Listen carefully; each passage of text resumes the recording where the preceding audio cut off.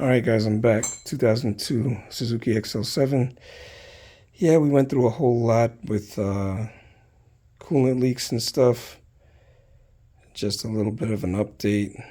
I originally was just going to do a video showing off my cool headers that I did or had done to get rid of those exhaust manifolds that are attached to the catalytic converters.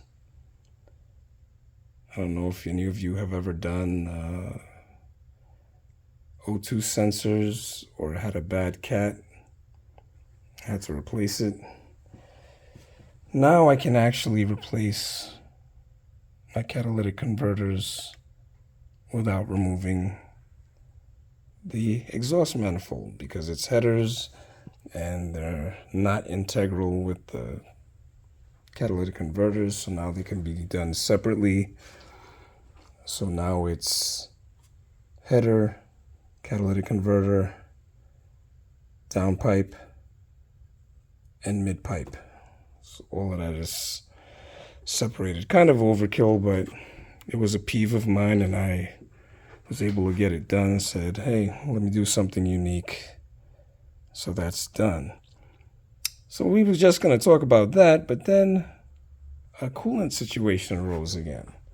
Car wasn't running right. I was going to come in and smoke it and check it for vacuum leaks, but once I pulled it in and stopped to take a look at it, I found another coolant leak. And it just so happened to be the throttle body. So that's interesting. Not the throttle body hoses, the throttle body itself was leaking, dripping down, and I'm trying to trace where this is coming from because I found wetness down below, and then I'm losing my mind because we just went through, or I just went through and showed you what it takes to go through the cooling system. And I'm like, I can't have another coolant leak, please, no. And as I traced it up, I found, lo and behold, this little bead of continuous drip coming from, I believe it was this seam here. But given the drivability problems that I ran into, it felt like it wanted to shut off, and it just continuously kept getting worse as I drove it. And when I stopped driving it, just, moving it around to get it out the way, musical chairs, moving the cars around, this car hardly even wanted to run. So I couldn't figure out what it was, thought it was a vacuum leak or something like that. And then I saw the coolant, almost lost my mind. But I'm thinking it's not just leaking externally, it's leaking internally as well. I think it's leaking into where, like right behind the throttle plate, and getting into the fuel air mixture and messing up how everything runs.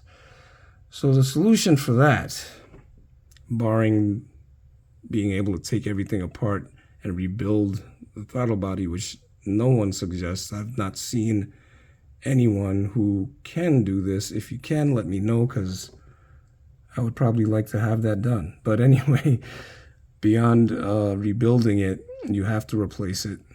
That's the only suggestion or recommendation given, is to replace it. Where you're going to find it, I don't know. The one I'm trying to get is from Japan. It's taking forever to get here. I don't know if it'll ever get here, so I might end up having to do an aftermarket Chinese-made piece. I'm not sure it's aftermarket, and it's an unsupported product because nobody's really making anything for this car anymore. The Suzuki's out of business as far as cars are related. Maybe they still do bikes, I don't know. But yeah, I gotta replace this throttle body, and I'm waiting. I really don't even want to drive like this. So what I did was bypass the coolant line. The coolant lines, I just joined them together. They normally would run coolant through whatever passageways are in here and then come out and recirculate the coolant. Supposed to keep it cool in the summer and keep it from icing up in the winter. Some people do this bypass and just run and don't have any problems, but from the small amount of research I did, it's mostly people in tropical climates where it's always going to be hot anyway. It'll never get freezing, so they'll never see an iced up throttle body. So we're getting ready to get into the winter months, so I just really want to replace it. It's just a matter of what am I going to replace it with, because I really don't want to use a junkyard piece, but it might come to pass. Cautionary tale, I think I mentioned this in one of my tidbits. If you're going to go to town cleaning your intake, remove all the sensors first. If you're going to clean your throttle body, just clean the plate. Wet the cloth and clean the plate, or whatever you're using. If you're using a sponge, like a bottle washer or whatever like that, to get in on the plate and clean it, just do that. Do not soak or get the throttle body wet to the point where you're like, oh, it's nice and clean. If anything gets in there, I think internally there must be some gaskets or anything to, I'm not sure what the design is. I'm gonna open it up when I replace it, definitely, to see how everything works inside, because, you know, I'm hearing you can't rebuild these, and I'm like, really?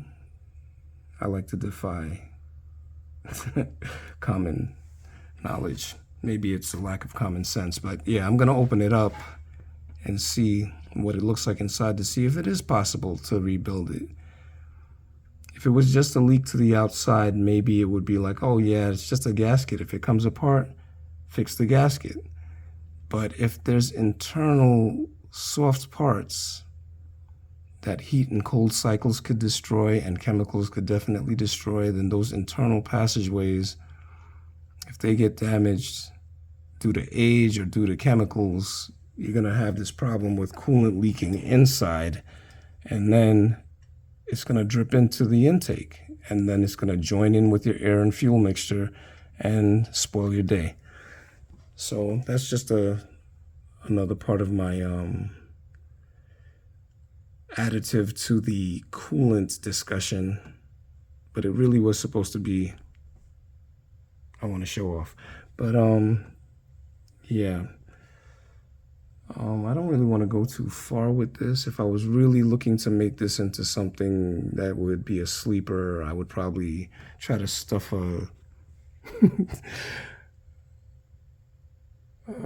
bigger engine or something in here and go from there. But I was just really trying to make this run, and it turned into a whole, I mean, there's so much more videos I could have made, because I basically brought this thing back from the dead just so the kids could learn to drive. And it turned into something else, and now, after all I've done, I'm not letting this thing go. It's gonna be a keeper. That's too much work to throw away. But anyway, I'm rambling. Just wanted to let you know, cautionary tale, cleaning this thing, don't go too hard on it. I actually have a vacuum leak here, which I thought was the problem. And that's what the grease is for. I got a little tip from some other GM guys, like, all of these throttle bodies leak, or throttle bodies in general that are of this generation, I guess, have some sort of leak, but it's never enough to throw a code. By the time it gets to be enough to throw a code, you can get away with, because like I said, most of them can't be rebuilt. You can throw some grease in there, and it won't be enough pressure to suck grease into the combustion chamber. It's just gonna, you know, put suction on that section, and since there's nowhere for the air to travel through, the grease is gonna stop air from getting in, and that might solve your small vacuum leak. If it's a huge vacuum leak, you're doomed.